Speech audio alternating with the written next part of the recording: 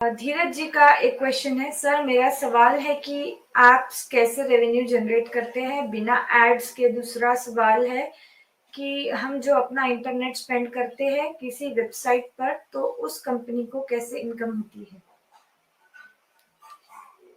पहला, आप कैसे रेवेन्यू एप्स कैसे रेवेन्यू जनरेट करता है बिना एड्स के, मतलब वहां पे कोई एड नहीं है, वहां पे कोई सीपीसी का अगर कोई मसला नहीं है, सो वो कैसे होता है। देखिए, इसको थोड़ा सा डीपली समझिएगा आप।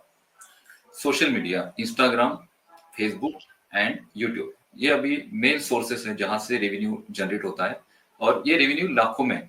कुछ यूट्यूबर्स ऐसे हैं जिनका करोड़ों में रेवेन्यू आता है महीने का, मिलियंस में उनके सब्सक्राइबर्स है, और 20 मिलियन 40 मिलियन तक उनके व्यूज चले जाते हैं एक महीने में, 1.5 महीने में।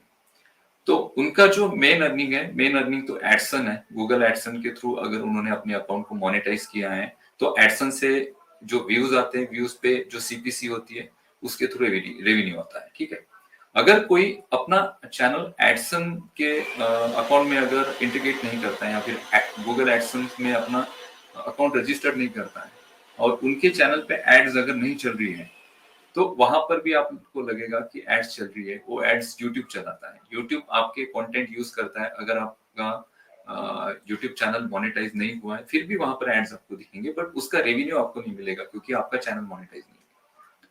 तो यूट्यूब से अगर अर्निंग करनी है, तो यूट्यूब में जो व्यूज है और एडसन है, वो मेन अर्निंग है। इसके अलावा अगर कोई यूट्यूब चैनल अपने आप को मोनेटाइज नहीं करता है, तो पेड प्रमोशन जो होते हैं, जैसे बहुत सारे जो यूट्यूबर्स हैं जिनके सब्सक्राइबर्स हैं, तो बहुत सारी कंपनीज उन्हें अप्रोच करती हैं कि हमारे प्रोडक्ट का आप यहाँ पर प्रमोशन करिए। वो एक जरिया होता है अर्निंग करने का।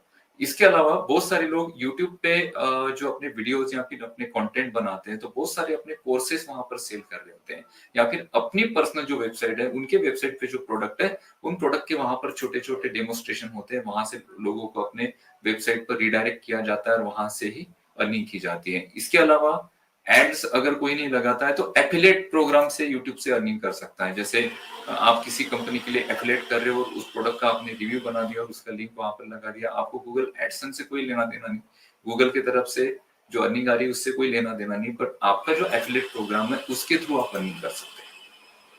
और दूसरा आपका क्वेश्चन है कि ये जो हम इंटरनेट, हमारा जो डेटा यूज होता है किसी पर्टिकुलर वेबसाइट पर या पर्टिकुलर एप्लीकेशन पर, तो इसका किस तरह से रेवेन्यू जनरेट होता है। देखिए, आपका जो इंटरनेट सर्विस प्रोवाइडर है, जो अलग अलग आईएसपीस होते हैं, आइडिया है, एयरटेल है, जियो है, इनके हम बेसिकली इंटरनेट कनेक्शन हम यूज करते हैं, या फिर जब ब्रॉडबैंड सर्विसेज होती हैं, तो डी लिंक वगैरह बहुत सारी कंपनीज है जो ब्रॉडबैंड सर्विस प्रोवाइड करते हैं। तो मान लीजिए आप अगर 1 GB डेटा यूज करते हो, तो वो data ISP, internet service provider, और जिस वेबसाइट पर आप वो डेटा यूज कर रहे हैं, उनमें परसेंटेज वाइज वो शेयर होता है। मान लीजिए 10 रुपए का डेटा आपने यूज किया, एयरटेल का आपके पास सिम है, और आपने गूगल पे 10 रुपए का डेटा यूज किया, तो उसमें से वो 10 रुपए गूगल में और एयरटेल में शेयर हो जाएंगे। तो उनका शेयरिंग किस तरह से है, क्या है, वो थोड़ा सा एक डीप टॉपिक है। तो कभी किसी एक वीडियो में मैं बताऊंगा कि कितने परसेंटेज वाइज कैसा कैसा ये सारा शेयरिंग होता है इंटरनेट पर। तो okay, next. Thank you so